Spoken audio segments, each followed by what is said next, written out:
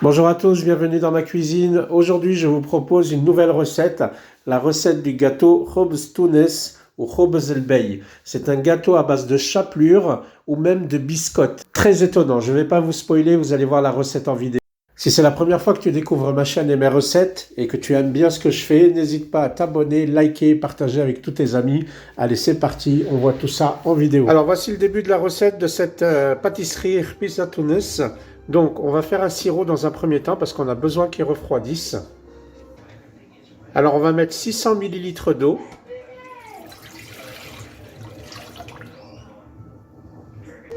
Et on va ajouter 470 g de sucre.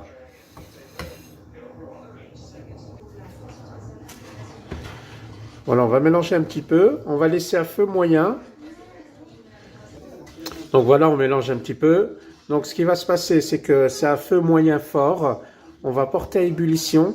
Et dès que ça va commencer à porter à ébullition, on va rebaisser le feu et on va cuire pendant 8 à 10 minutes. Alors voilà, ça porte à ébullition. Donc ce qu'on va faire, c'est qu'on va baisser à feu moyen. Et à partir de là, on va laisser entre 8 et 10 minutes. Je vous montrerai la texture qu'il faut atteindre. Alors voici le sirop, il est terminé, regardez. Donc il est sirupeux mais reste quand même liquide. Voilà. Ça c'est la texture du sirop. Il ne faut pas le laisser s'évaporer parce qu'on a vraiment besoin de toute cette consistance. Maintenant on va le mettre à refroidir. Alors voilà, pendant que notre sirop refroidit, on va préparer la pâte. Donc j'ai besoin de 6 œufs.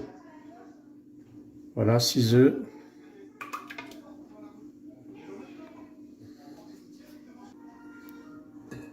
« 240 g de sucre et une cuillère à soupe de vanille liquide.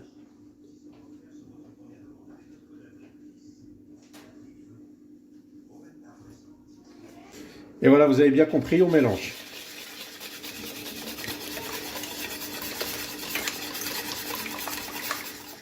Alors moi j'ai prévu 140 g d'amandes concassées parce que voilà, l'idée c'est d'avoir du croquant à l'intérieur de notre gâteau. Et on mélange bien.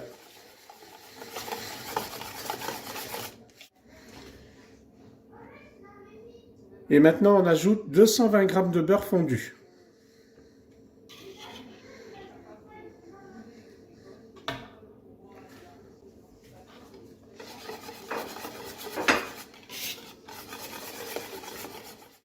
Alors, j'ai prévu 270 g de chapelure.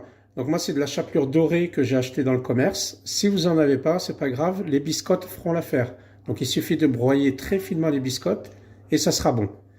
Donc là, je vais verser un tout petit peu de chapelure. Voilà. Et je vais venir prendre de la levure chimique.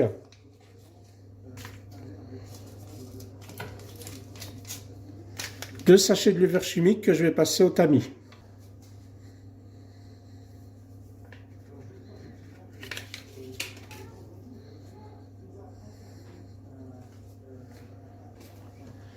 Et là, je vais remettre le reste de chapelure.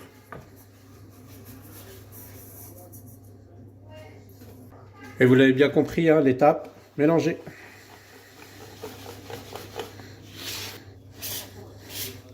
Voilà. Alors, je prends un plat qui va au four. Moi, j'ai pris un plat de 33 cm sur à peu près 24 ou 24,5. Donc, moi, j'utilise ce plat-là. Voilà, on verse la préparation dedans, tout simplement. Alors, je remue un peu.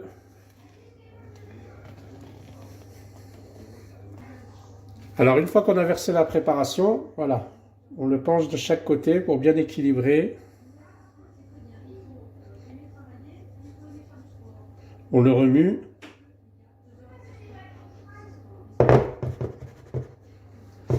Voilà. Comme ça, c'est équilibré. Alors, on va mettre au four à 200 degrés parce que notre four est prêt. Vous verrez, donc, ça va gonfler et ça va bien dorer. Je vous montrerai le résultat de toute manière pour que vous voyez la couleur. Voilà, c'est cuit. Donc, vous voyez la couleur. Donc, j'ai planté avec un couteau pour voir si c'était cuit. Donc, c'est vraiment cuit. Donc, ce qu'on va prendre, c'est que le sirop a refroidi. D'accord? Et on va le verser au fur et à mesure sur le gâteau.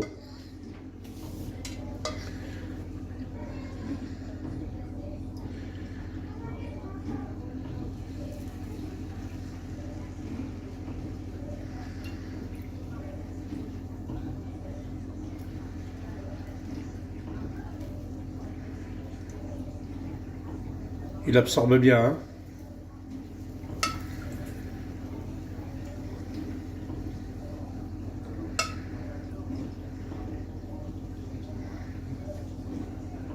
On l'enverse sur chaque endroit du gâteau.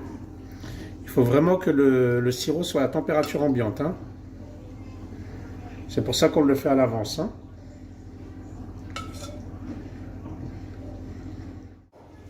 Alors ne vous inquiétez pas, s'il reste encore un petit peu de sirop en surface, ça va l'absorber, hein, ça boit beaucoup, hein. Alors maintenant, on va le laisser refroidir à température ambiante, donc il va falloir le laisser quelques heures. Alors l'idéal, dans la vraie recette d'origine, il faut la faire la veille pour le lendemain, mais nous on l'a fait le matin, pour le soir, ça ira très bien pour l'iftar. Voilà, je voulais vous montrer ce que ça donnait à l'intérieur. Voilà, on est en train de découper des parts. Vous voyez? Voilà, et c'est pour ça que j'ai choisi de prendre des amandes concassées, parce que ça permet d'avoir du croquant et ça va dans le thème de Khbisa Tunis. Voilà les amis, cette petite douceur est terminée. J'espère que la recette vous a plu. N'hésitez pas à le partager, liker, à vous abonner. Et puis surtout, écrivez en commentaire vos ressentis et ce que vous pensez de cette recette. Allez, je vous souhaite une bonne régalade. À très bientôt.